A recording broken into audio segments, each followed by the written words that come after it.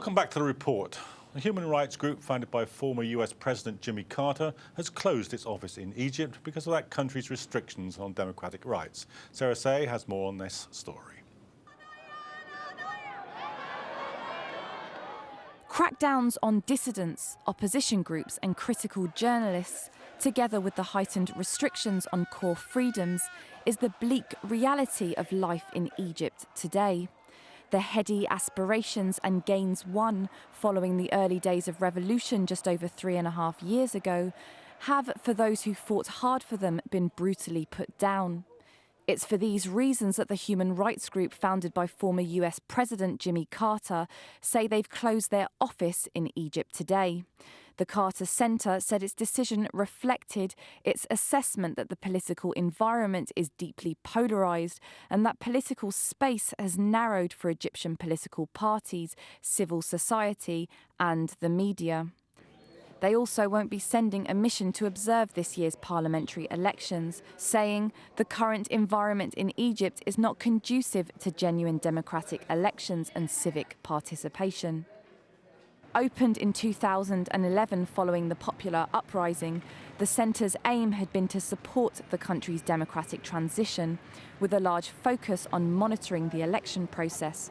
But since July 2013, when Egypt's current president Abdel Fattah el-Sisi overthrew President Mohamed Morsi, Egypt's democratic transition has stalled. There have been major crackdowns on the Muslim Brotherhood, and at least 1,400 people have been killed. More than 16,000 others have been detained, and hundreds have been sentenced to death, including senior figures of the Muslim Brotherhood. Secular activists have meanwhile been persecuted for protesting against a law that places restrictions on public gatherings, demonstrations or meetings of more than 10 people. And at least 14 journalists are also behind bars, including 3 from Al Jazeera English, who were handed lengthy prison terms in June after being convicted of terrorism-related charges. And in the last few days, students have been protesting again, just as they were earlier this year. This time they're protesting following new rules allowing police to enter campuses to stifle demonstrations. The Carter Center has urged Egyptian authorities to take steps to ensure full protection of people's core democratic rights. But they're not the first to make these calls, and it seems unlikely that the Egyptian government will see it necessary to take heed of them. El-Serafi, the report. Well, joining me in the studio to discuss this is political commentator Ayman Abouzaid, and on Skype we're joined by Ahmed El-Serafy, who's a representative of British Egyptians for Democracy. Welcome to the programme. Ayman, is this really a sign that the counter-revolution is in the saddle? It's a sign that they're very desperate after more than a year now, after the military coup. They haven't been able to gain some sort of grounds internationally, especially internally as well, amongst the people, despite the media and everything else. They're very desperate to get things settled down because of the implications on the economy, implications on moving forward. And that's what they want to try and blind people in ignoring what's happened and just take the terminologies of what they present and what they want people to accept. Ahmed, but the Carter Centre's saying, OK, we quit and we're not even going to bother covering the next set of elections. That's pretty much an admission that the government is unpleasant, is undemocratic, but it's in control. It is. They are in control by the meaning of the arms that they have in their hand, by the meaning of killing people and detaining innocent men and women without charge or with very weak charges. If we are talking about the control from that sense, yes, they are in control, but they are not a democratic country at all. And what Carter is saying is they're saying this country is a dictatorship, and we are not bothered to try to fix a dictatorship. It's a dictatorship. We have to live with it as a dictatorship. However, what we are expecting is the international community to not accept something like that. However, we are seeing, in contrary, the Apache helicopter that has been used to gun down innocent protest in Egypt has been a new shipment has been delivered or promised to be delivered to Egypt. We have seen those very weapons used outside the borders of Egypt, in Libya, in a very brutal act when the Egyptian military forces killing innocent Libyan. So what we are seeing here is a very brutal dictatorship in power, using all the tools that they have at their own disposal to say, we are the bully on the ground. We are going to do what we are going to do what we need. Okay, just let me bring the conversation back to the studio here a minute. Ayman, do you think, if all that's true, did the Carter Centre make the right decision? I mean, it's a powerful statement now, but isn't it under an autocratic regime that you need organisations like that on the ground reporting? Yeah, I mean, let's not forget that any organisation would want to beautify something that is horrible and seem illegitimate in their activities and their objectives and their mission, if you like, by going to pretend that there's going to be democratic elections in Egypt. There was forgery in the previous presidential elections, and people have boycotted. So that's clearly not an environment any organisation would want to go in and pretend that things are going according to the book. They wouldn't have had to pretend that, but they could have reported on it and said, you know. They wouldn't have had the space and the capacity to do so. Remember, their manoeuvring around the country would depend very much on liaison with the government and liaison with government agencies. They will not have that space. They will be forced to go to places that they would probably get the military people into normal clothing and put them standing and pretending to vote. So it will be very orchestrated by the government, and it won't be something that was a normal election or a legitimate election, if you like, that they could be able to report. Okay.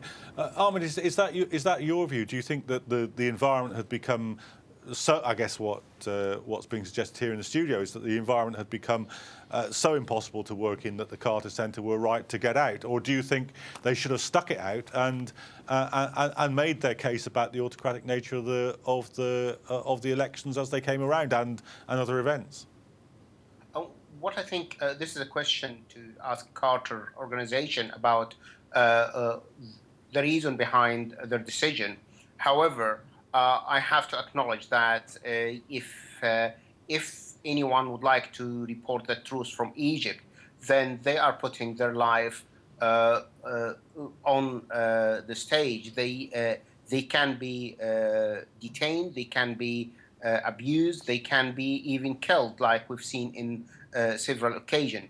So it's a decision. It's a very difficult decision for somebody to stay and report in this type of situation.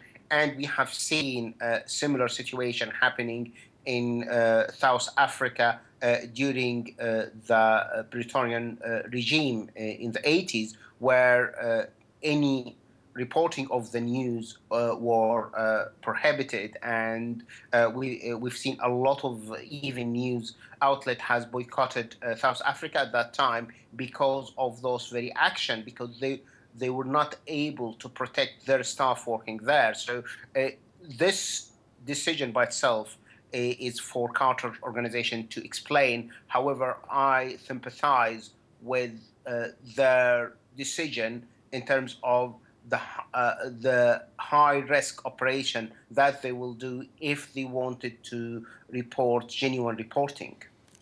I mean, do you think that the Al Jazeera arrest of the Al Jazeera journalist was a watershed moment here? Because I mean, we know that many thousands more Egyptians have been imprisoned and tortured, but taking Al Jazeera journalists, that was a sort of signal that the kind of regime was past caring about its international reputation, and therefore puts people like the Carter centre under threat, do you think? Yeah, absolutely, definitely. They're going to be under threat, and they have to take into consideration their own people's safety and risks associated with being there.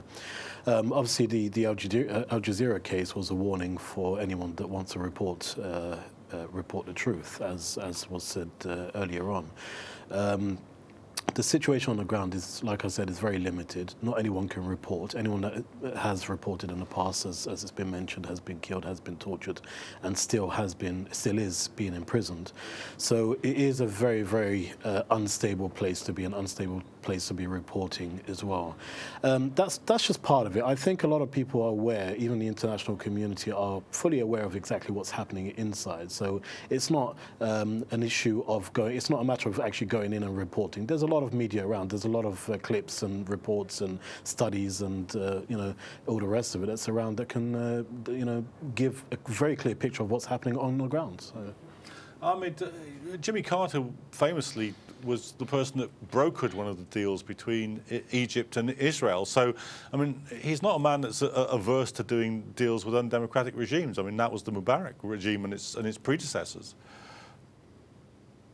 Yes, I think diplomacy work with all sorts of regimes. We're seeing right now in the coalition against ISIS, they are willing to talk with their notorious enemy in Iran.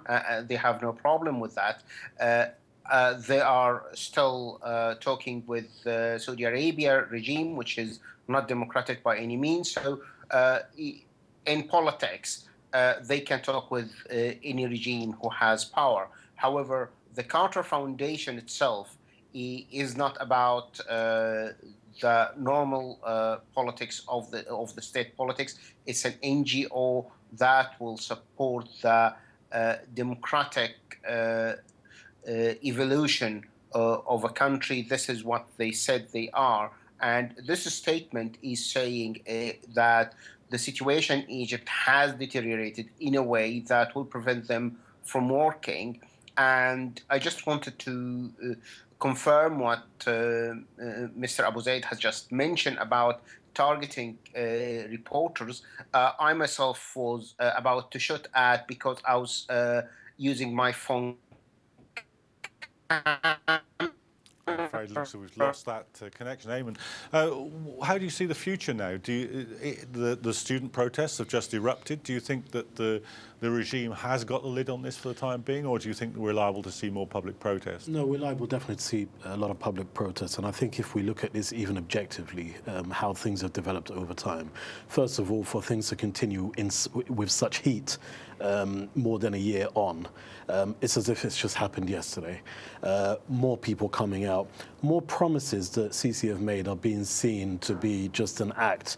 People are seeing Sisi as an act. People are seeing that he's hungry for a stable foundation for himself, and he's willing to bomb other countries, as was mentioned, such as Libya, for the sake of pleasing America, for example, in the West, so that they can get more grounds in the leadership in Egypt. A lot of people are coming out now, not just the students, as we've been used to before the summer holidays, but workers and factories, and so many promises are being made. Even the average person, they don't necessarily need to be affiliated to any segment, but even a normal person who is starting to realize a massive difference in matters that were the very reason that the media and the previous regime had stood against President Morsi, such as the cutting of electricity, which was about 2-3 hours a day at the time of Morsi. It's about 7 hours on average now, and it's expanding as well geographically all over Egypt. So people are definitely turning against the regime at the moment. Okay, thanks very much. That's where we'll have to leave it, because we want to move on to our final story, which is about drones in Pakistan.